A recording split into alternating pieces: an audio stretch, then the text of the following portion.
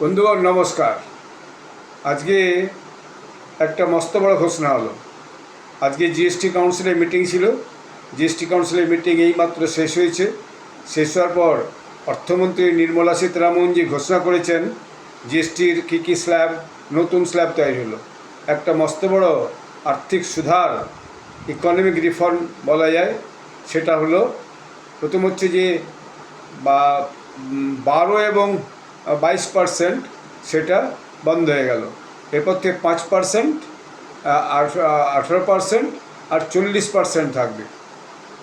এবং এটা আজকে যে সমস্ত অর্থমন্ত্রী হাজির হয়েছিলেন সেখানে একটা কনসেনসাস ডিসিশন হয়েছে এবং 22 সেপ্টেম্বর মানে পুজোর আগের থেকেই এটা লাগু হবে।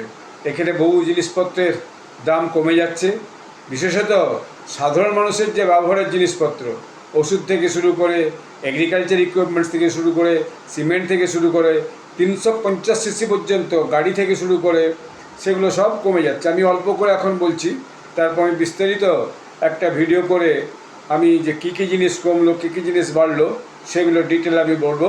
Tobacco item, sugar, beverage, gambling, betting, luxury vehicles, processed junk foods, এইসবের দাম কিন্তু 40% পর্যন্ত হয়ে যাচ্ছে। এবং আরও ডিটেল এর মধ্যে বলা হয়েছে, আজকে নির্মলা সীতারামনজি বলেছেন। তো সেইটা আমি আপনাদেরকে একটু পরে একটা বিশেষ ভিডিও করে আজকে রাত্রেই কিংবা কাল সকালেই আমি আপনাদেরকে আপলোড করব।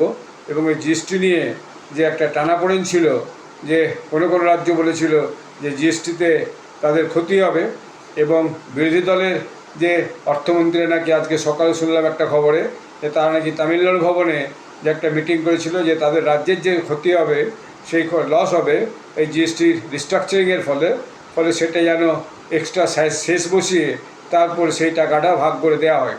যদিও এতে সরকারের সম্ভবত এই চলতি বছরের ফাইন্যান্সিয়াল ইয়ারে প্রায় 50,000 টাকা আর্থিক ঘাটা হবে, এবং সামনের বছরে ধরে নেওয়া হচ্ছে প্রায় 1.5 লক্ষ কোটি টাকা আর্থিক ঘাটা হবে। একটা আনুমানিক ব্যাপার, একটা আমি নিউজ চ্যানেলে শুনছিলাম, নিউজ ডিসকাশনে শুনছিলাম। তো সেটা আনুমানিক ব্যাপার।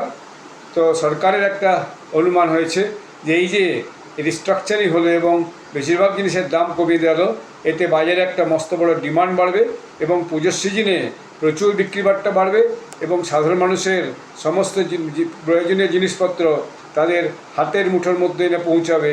তো এর থেকে যে ভলিউম অফ বিজনেসটা বাড়বে, তাতে যে লসটা হবে সেই লসটা পূরণ হয়ে যাবে। আপনারা আমার চ্যানেলটি সাবস্ক্রাইব করবেন। ধন্যবাদ।